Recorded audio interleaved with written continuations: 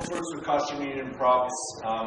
Last year I had a big Cthulhu costume on. I put the head in there. I do this costume, which is the Railway Ranger, and also an Arctic Explorer costume. Generally, I don't look the same in anything, so people don't recognize me from one to the other. And sometimes I have a beard, sometimes I don't. So you may have seen me before and not realized it. But anyway, that's me. And you introduce yourself. Hi, yes, I'm Stephen Chapman. I live in Greensboro, North Carolina. Down the road, about an hour and a half from Brest. I've been doing steampunk since I got infected with it back around 2008 at DragonCon. I love making props. I have a YouTube channel with over 3 million views, 2,000 subscribers. I haven't uploaded anything here in about a year, but we'll get back into it. I love to share tips and techniques that I've learned along the way. I'm also a mechanical engineer. I've got several patents in the automotive industry. So I bring that, I think, maybe a more technical side to the prop making because of that experience. He definitely does that, but he's also a great storyteller. So he will, every piece he has up here has a great story behind it. He's written one book and has another on the way. Got cards down here for the book. It's the Stonehenge Rift. It's available at, if you know Bill Harrison, it's at his table in the vendor's room. He's carrying my books. I love a lot of my props are actually incorporated into this story, as it was set in 1890. I love bringing the props to life with the backstory. To me, the backstory is just as important as the prop. Yeah, and you as well. I mean, the personalities that you create. I kind of come up with the idea of the character first, and then start doing historical research, usually on people that were of that same occupation or same in that same genre. When I was looking at Cthulhu, I did some research on Cthulhu, and that led me to add accessories to the costume. And in the Arctic Explorer, I mine that one for everything it's worth, and do a whole set of panels around Arctic exploration and adventures around that character, and troll hunting and things like that. And so I try to kind of look to the character for inspiration for the props and things like the Railway Ranger. In addition to having the smokestack hat, he's got his rail gun with him. Fires railroad spikes down the railroad track. There's a sniper rifle, but he's a good guy, so he protects the train. So he wants to give people a fair warning before he shoots them. So it's got a warning symbol on there. So. Anyway, Faux finishes. So I guess the main question is, well, why do you need Faux finishes? We like to work in brass and wood and kind of real materials, but a lot of times those aren't practical for whatever prop you're doing, particularly for a convention scene. Metal and wood are heavy, and sometimes you can find a plastic thing that just works much better for the story you're trying to tell. Ultimately, I think when you look at a costume, very few people look at a costume and say, that's a great costume, but if only you hadn't done that piece out of plastic. Nobody really says that. What they look at is, what's the kind of the profile of the costume, the image of the costume? Do I get the story right away? Is it conveying what you want it to convey? And you can do that with plastic as easily as you can do it with metal, as easily as you can do it with wood. The material you choose is a personal choice, in my opinion, about what you're trying to go for. Do you want it to look like an antique, authentic piece, or do you just want to make an impression that helps tell the story? And Faux finishes on top of plastic or wood or whatever can help you tell that story. So that's kind of how I view it. I think there's absolutely nothing wrong with doing Faux finishes. They've been used throughout history, in place of the actual materials for various reasons, sometimes cost, but practicality or whatever. And so I'm all for doing whatever. No snobbery here about using plastic for faux finishes. So, yeah, come on. Yeah, is anyone here a member of the Steampunk Gun Club? Good. Go to Facebook. Join the Steampunk Gun Club. It's a great group of people who, there's quite a few people who just mod plastic guns. There are some people who create things from wood and brass.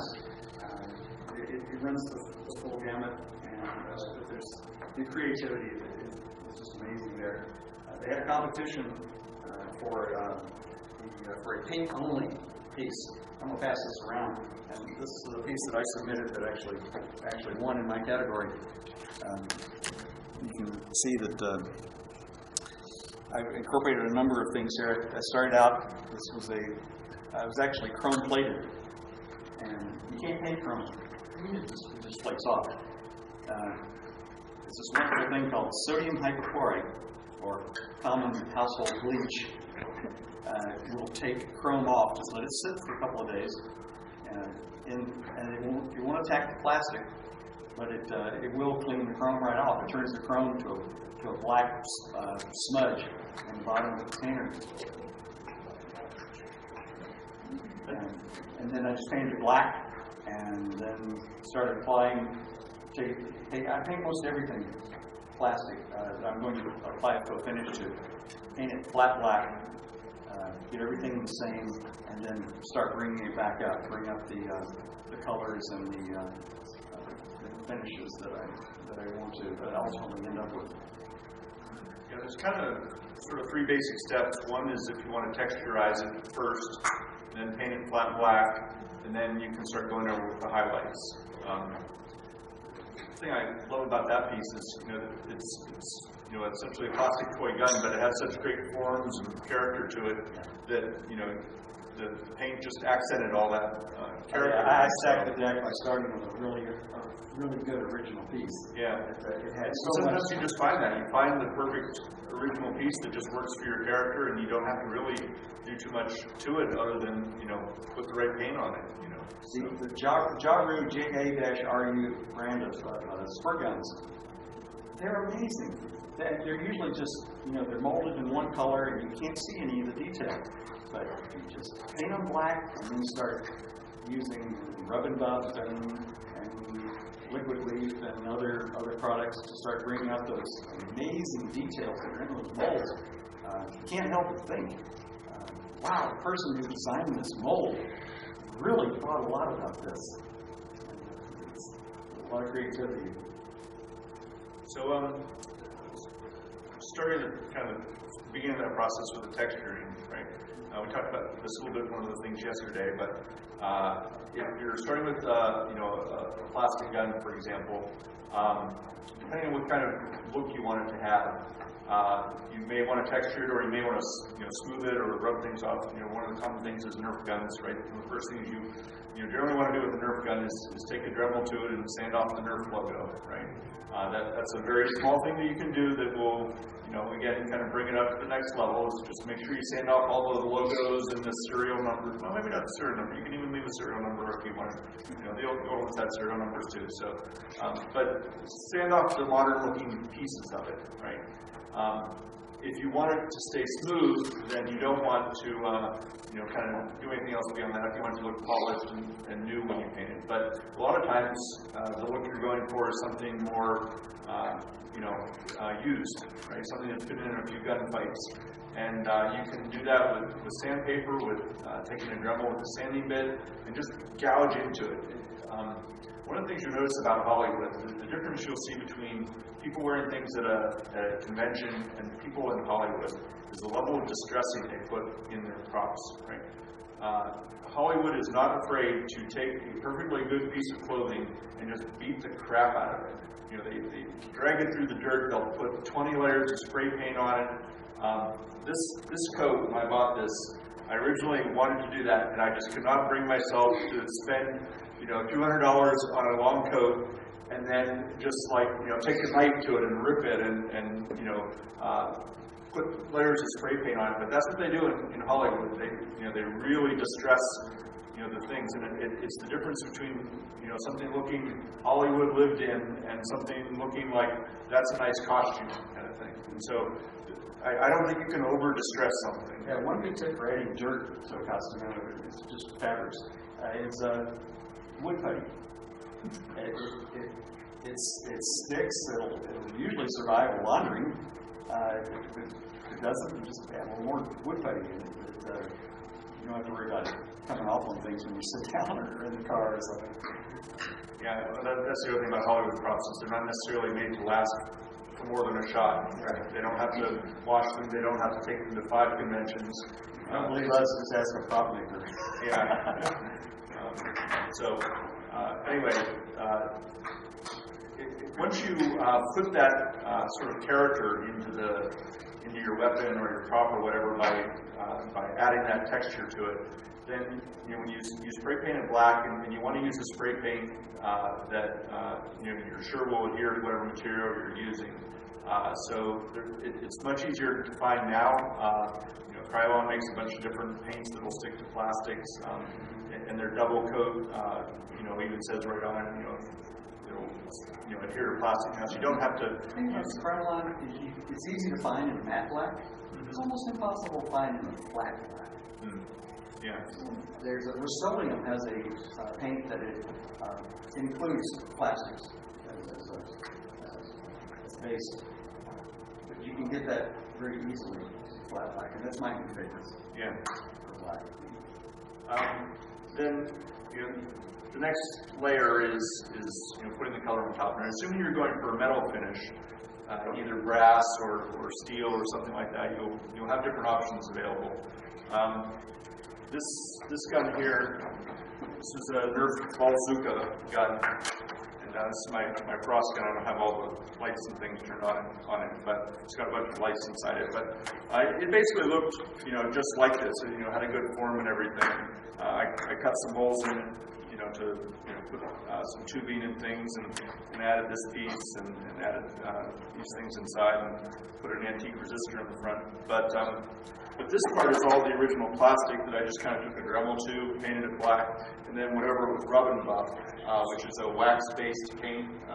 You can get silver, antique gold. It won't really look like brass.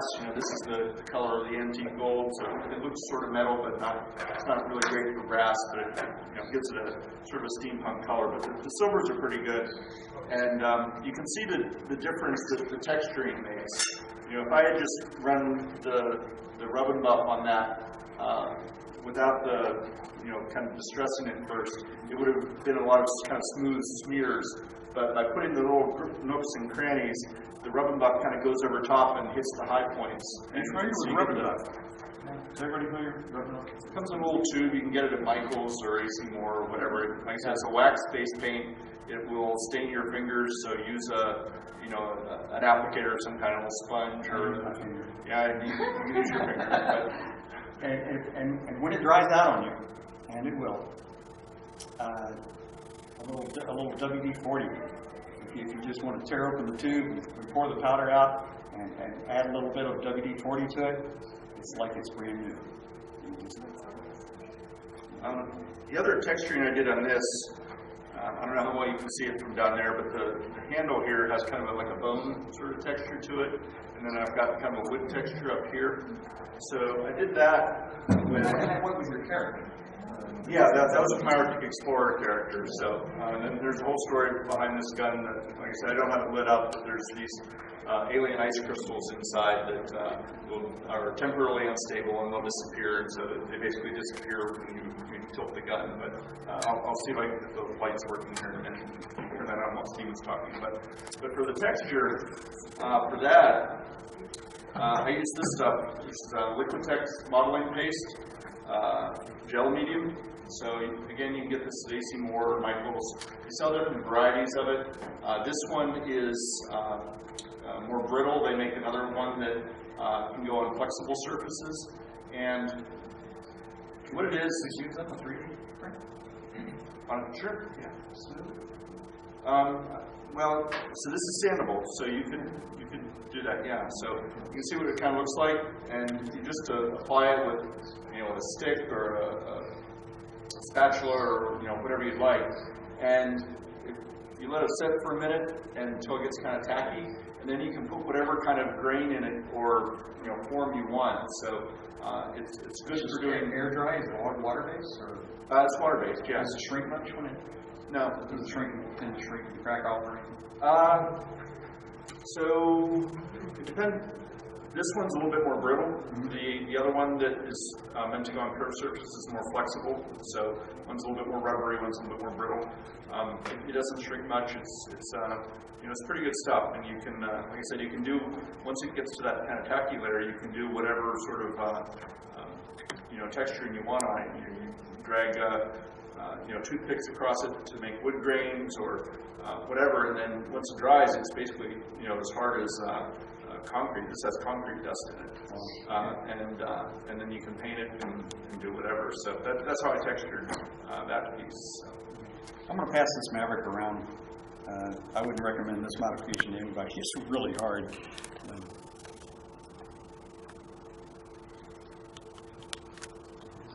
So let's see. Another technique or thing we talked about. So we talked about plastics. This piece, which I'm holding in one hand, is not iron, not really strong. So this is made out of Warbler, which is a thermoplastic. There's also Terraflex that Tandy's selling over in the dealer's room. It's the same kind of stuff. It's basically much cheaper. It didn't used to be, but they've lowered the price recently, so now it's definitely cheaper. So especially if you are like a Tandy Gold member or whatever, if you buy a lot of stuff from Tandy. Anyway, Terraflex is they call it thermoplastic, but it's really basically wood pulp and wood glue pressed down in a sheet. And you can cut it with scissors and then heat it up with a heat gun, and it sticks to itself. So it's ridiculously easy to work with. You can create forms just really, really quickly compared to doing anything with wood or brass or whatever. And if you don't like it when it cools, you just heat it back up, right? Yeah, that's right. And any leftover scraps, you put them together, heat them up into a ball, and then you can squish the ball out into whatever shape you want.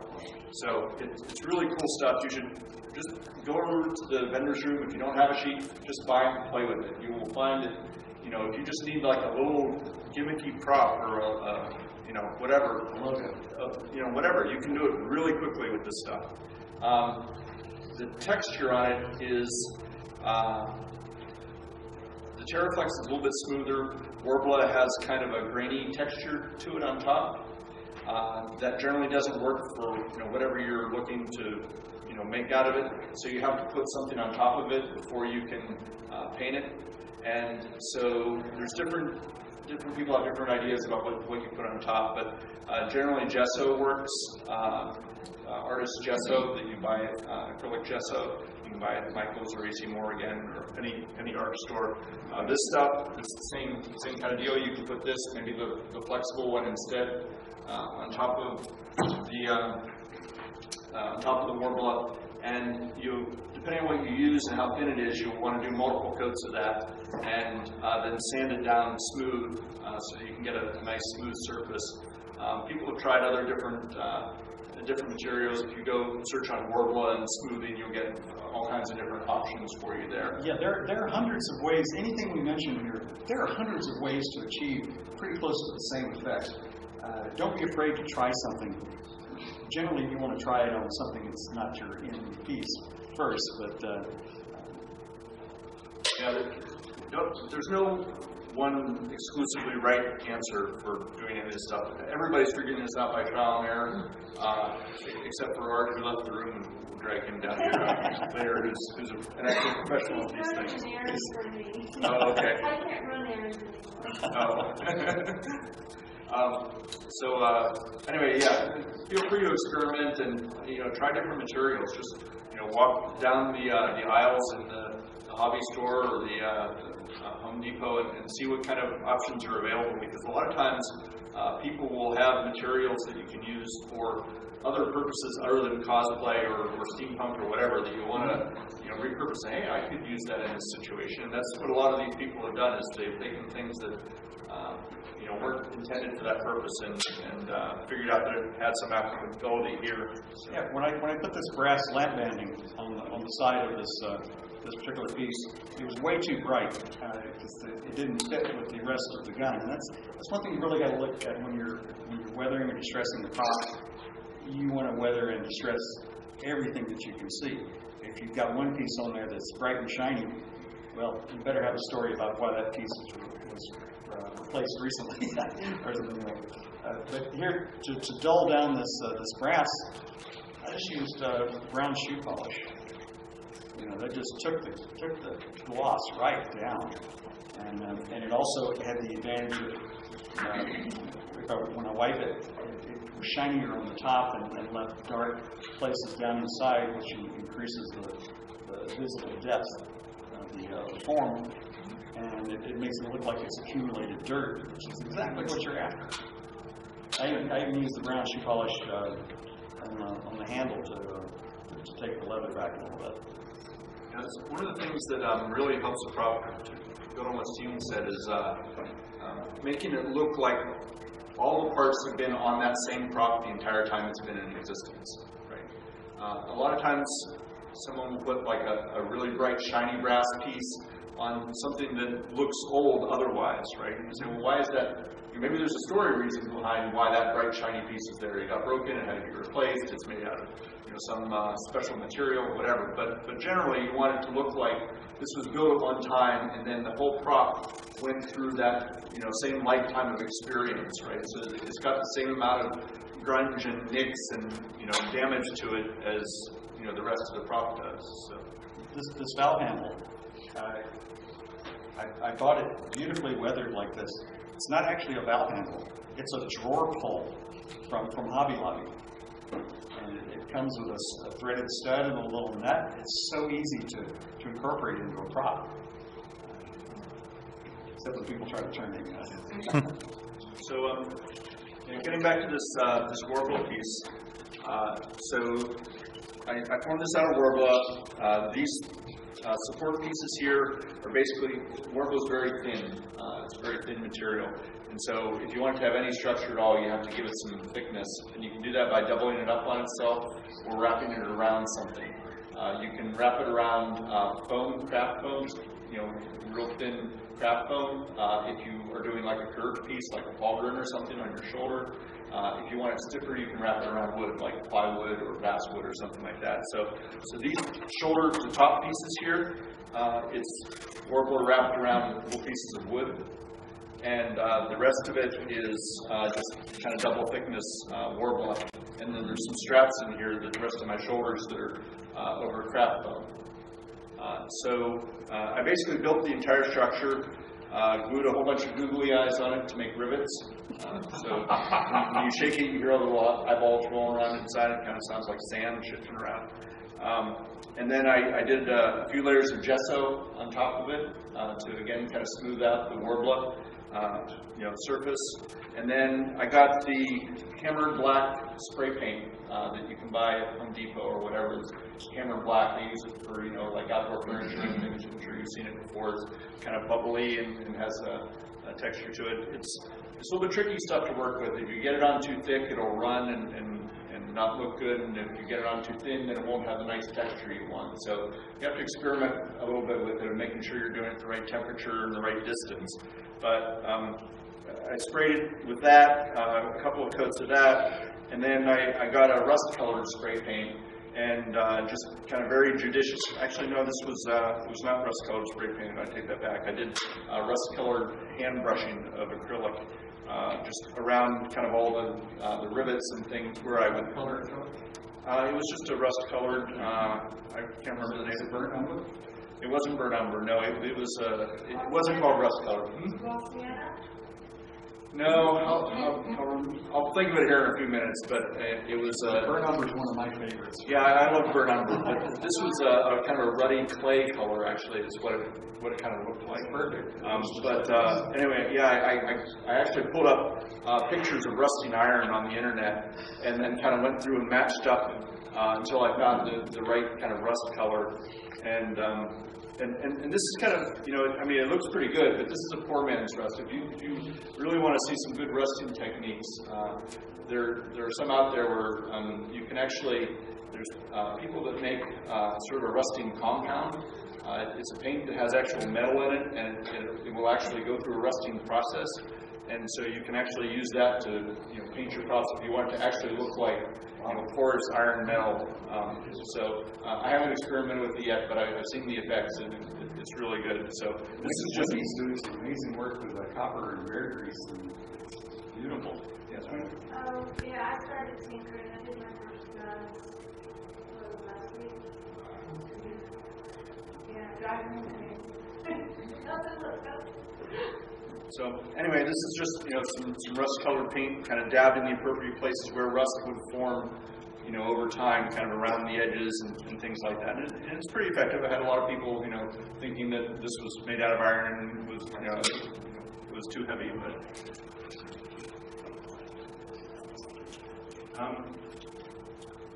any questions at this point?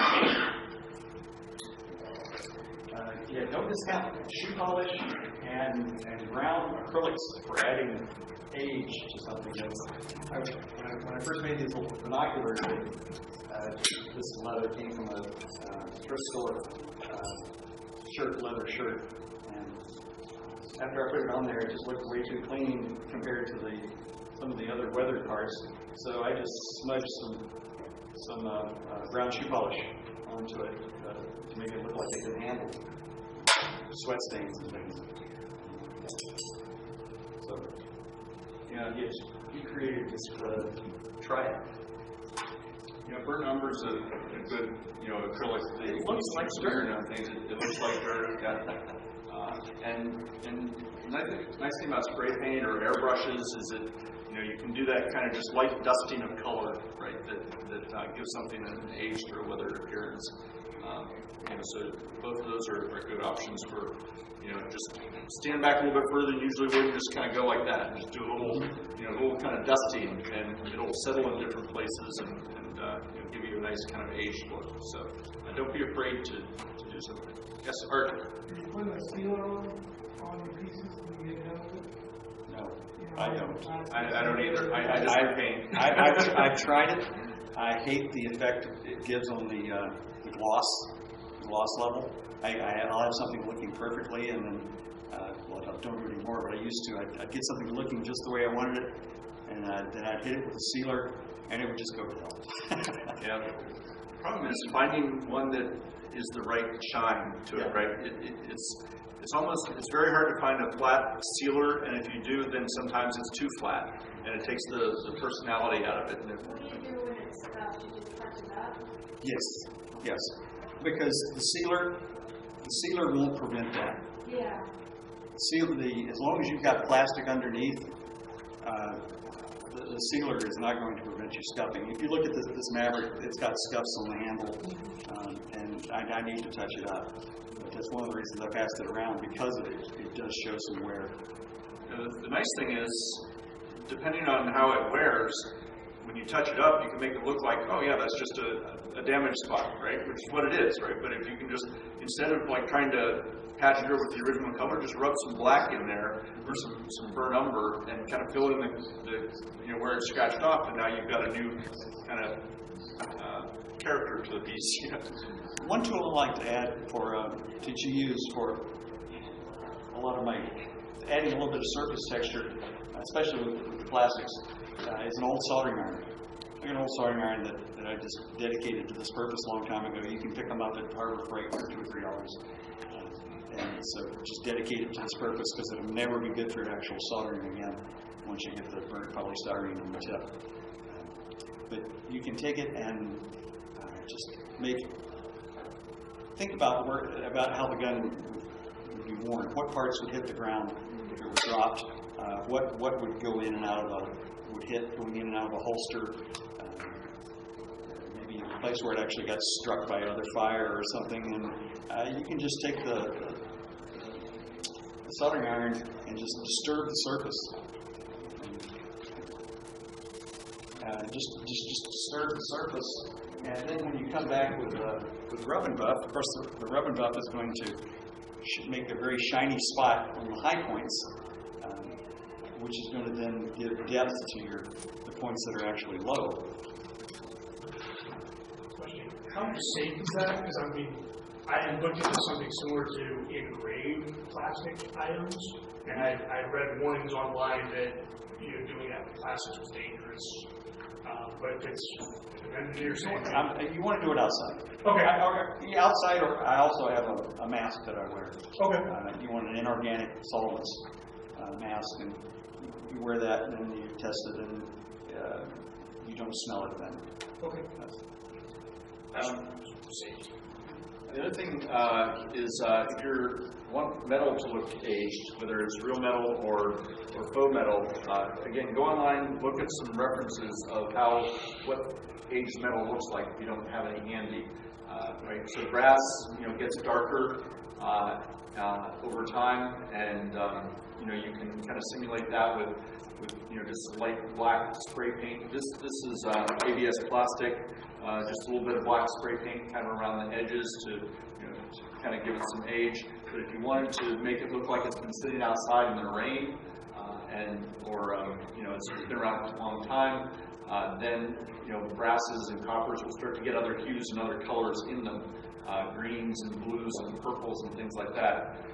And so you want to, I actually have some other pieces that go on this coat that I incorporated into a Cthulhu costume I have. And so I got a turquoise spray paint, this bright turquoise, and it looks like you wouldn't want to spray paint that on something you want to look aged, but at just the right level of it matches very well with aged metal of that kind. It was to go with this mask, that I did, and actually I can show you here. There's a couple of things. So this is his actual brass sheet. It started off shiny, brand new looking brass. When you mix vinegar and salt together, help the dose of salt. Mix in a little spray bottle, sprayed it all over the brass sheet, stick it in the oven for 20 minutes, stink up your house, get your wife mad at you. Then get back out, spray it again, and then wipe it off. It'll come out all brown, but that starts an aging process on the brass. You can do a similar thing with copper. Yoda here, this is copper tape, real metal copper tape.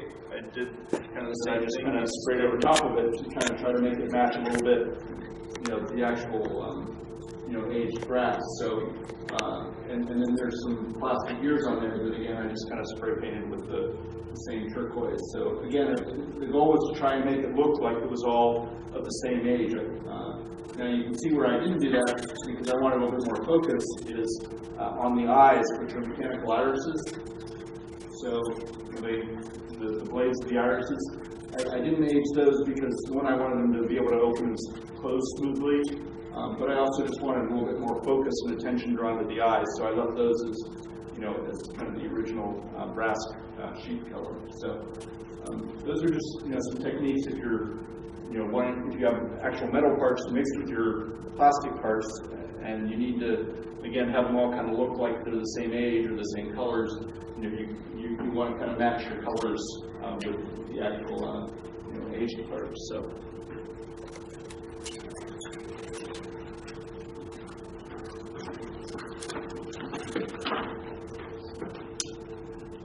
Let's see. What missed here? Any other question? I was going to say, when it comes to paints, I'm a stickler for brass versus gold. Gold is not brass; it has more of a greenish tint or something. But there's a product made here in Georgia. I think it's down in Norcross. The company is Plaid Industries, and the product is liquid leaf. And it's the only really good brass thing that I've found. You have to brush it on. It has a really fast dry time.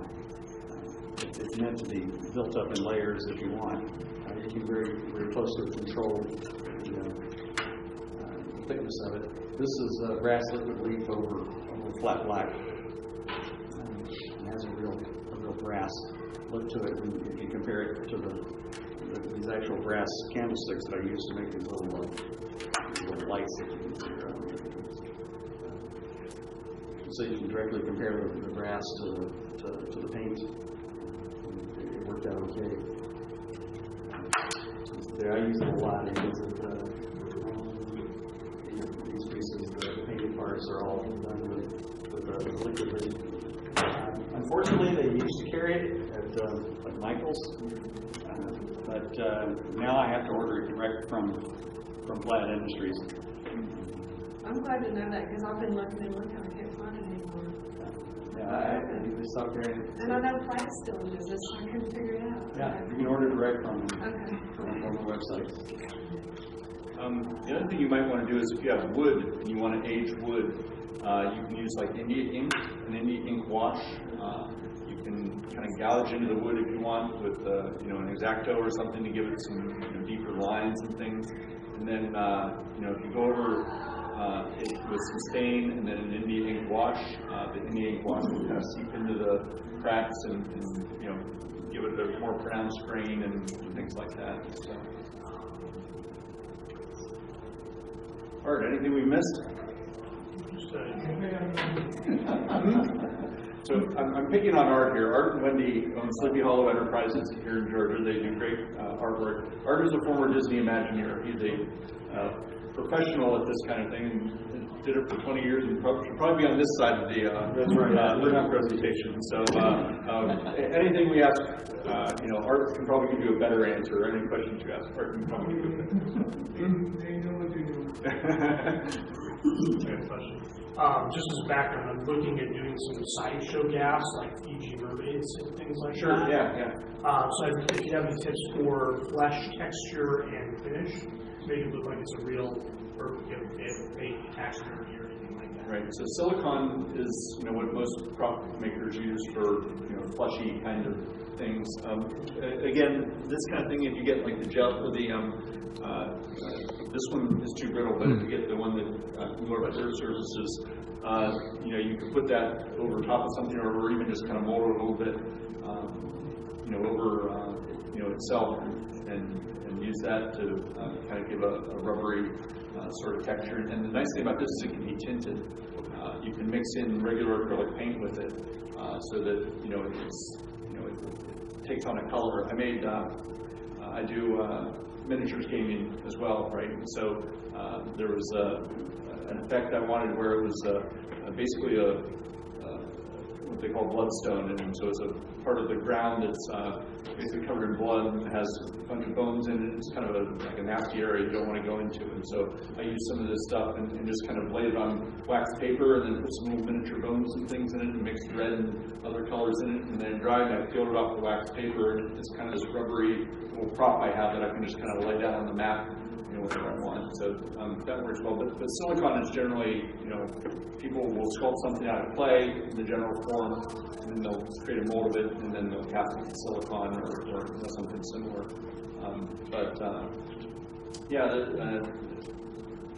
There's lots of different techniques that you can use for making things like that. Was your question regarding the color? Color adding? Well, just it's faux, like faux finishes. So how do I make it look like preserved flesh, or potentially make application that I want to? I figured he had done Cthulhu stuff. So No, I know. Tentacles. I tell you what you can do is on the Brass Goggles forum, which is a great resource for makers and anybody in steampunk. Brassgoggles.co.uk. It's out of the UK, but lots of American people on there. They've got an entire thread called "Things in a Jar," and it's just like the Steampunk Gun Club focuses on doing steampunk guns. This is an entire thread of people that made things in a jar. The horror things that somebody found, Cthulhu parts or Fiji mermaids, and they preserved it in a jar and put labels on it. And so this whole thread is about how to make the antique labels, how to create these bits of fleshy stuff that are floating in the jar, how to make the formaldehyde look. So check that out. They've got lots of good examples of techniques that you can use in there. Joey Versace has some amazing stuff. It's just hot glue. That's true, yeah. He builds underwater creatures out of hot glue. Consider that. Okay. Other questions, other kinds of finishes that you guys were wondering about? When you guys are distressing things, how do you decide what to distress where? Because I know you talked about the gun, like where it would hit in the holster, but like other things, like on the Railroad Ranger, how did you decide? Was it just eyeballing it, or is it It's usually looking for like kind of high points, where it's going to rub up against stuff. Where there's two materials that intersect is a good spot to consider how those two materials would interact over time. Like I talked about the rivets and how, when you look at rivets, there's always some, kind of rust that forms around the outside of the rivet and then it kind of drifts down from the rivet. Again, just kind of looking for real life examples of, how these things age over time. And antique things are good references for that. If you're doing a gun, go look up some pictures of some, not necessarily pristine quality guns. Find some ones that have, lived a life and been beat up and see where they aged. What makes them look old. That's kind of the approach that I take. One tip I would offer is if you have a prop that you carry to conventions, and sometimes you're getting wear in one particular spot, where say you brush up against people in the crowd, or just general handling. You're always going to get some disturbance of paint on the corners. Find a way to put a fastener there, because if you lay the thing down and it's always laying down on the screw instead of on the paint, you're not going to get the damage to the paint, because it'll be shadowed by the head of the screw. So if you can find a way to put a fastener there, it'll make your paint last a lot longer. The other thing you can think about is tying in the story, right? If you've got a prop piece, this is very, very subtle, and I probably should have made it more extreme, but like this is meant to be my armor, breastplate to protect me from bullets, right? And so I figured, well, I've probably gotten shot in the chest once, and so there's a little indentation here that it's just very subtle, and like I said, I probably should have accented it more, but that was part of the story, right? That I got shot one time and it left a little dent. Like Boba Fett. Yeah, Boba Fett's got some laser blasts and a dent in his helmet, and so that's part of the story, where the story informs the distressing. So you can do that as well. Like making up a story associated with a scar. Maybe your Harley hammer has a dent in it from some particular villain you hit in the head. You hit Juggernaut in the head. Okay, I'm mixing DC and Marvel there, maybe. But anyway, you could have something like that. So and then you have a funny story to tell when somebody asks about it. So. Other questions, comments? Anybody have any faux finishes they want to show off of their own? Sure. Okay. I'll say something. I did notice if you use rubber glass, there's many different shades of gold. That, there's gold that kind of looks like gold, but then there's this, is an autumn gold, which doesn't look yellow at all. So, when you're going to do the rubber glass, look between the different kinds, so there's different shades and different colors altogether. There's another Rosenbach product that everybody needs to know about. Antique copper. It's like a dark metallic brown, and it's great for spreading on top of liquid leaf brass to make it look darker and to take the gloss out of it. I love that product. I use a lot of it on this piece along with the burnt umber down in the corners. Burn number. Just remember another one. I was looking around, seeing other things I've done and forgot to talk about. So this is a plasma disc, And unfortunately, the batteries died, and I forgot to replace them. But so I'm sure you've seen these before. They're the ones with all the green sparkly plasma lights kind of dancing around them, right? They're bigger ones, and this is a real small one. But one of the things that I'm not crazy about, and I've used them in a number of props, is the background to them is this bright white.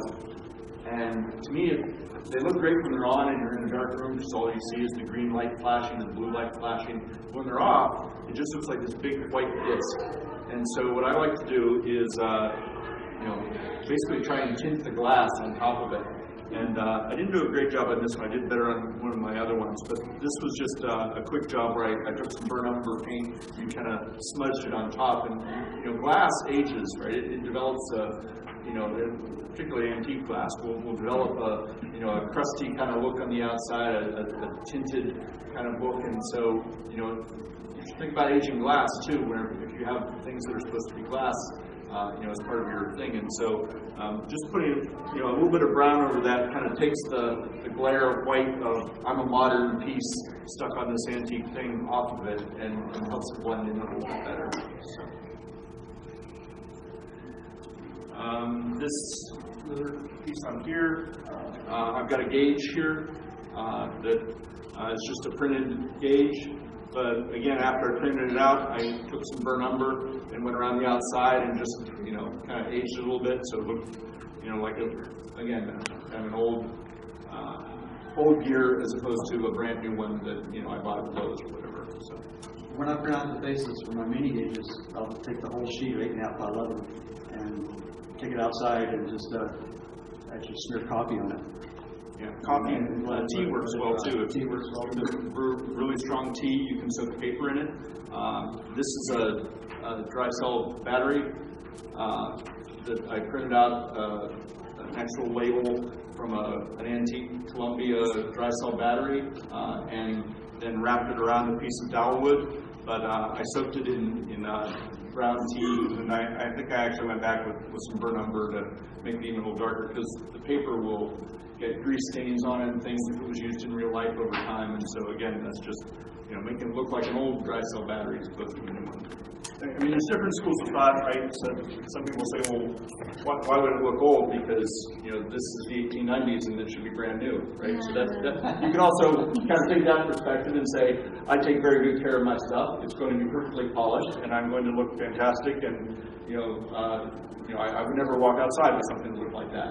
Or you can say, well, I want it to look like it's been through an adventure and has some character and some age to it. So it's a kind of a personal preference, but anyway, I live towards more the antique looking side. I love the distressed look.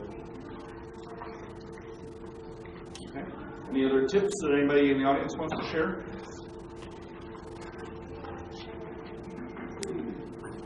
I don't know how we're doing on time here. 5 minutes, we should probably wrap up. So thanks everybody. If you got any questions, come up and talk to us, or if you want to see anything, come up and take a look. And Brett King's team on Facebook, and Engineer on YouTube, and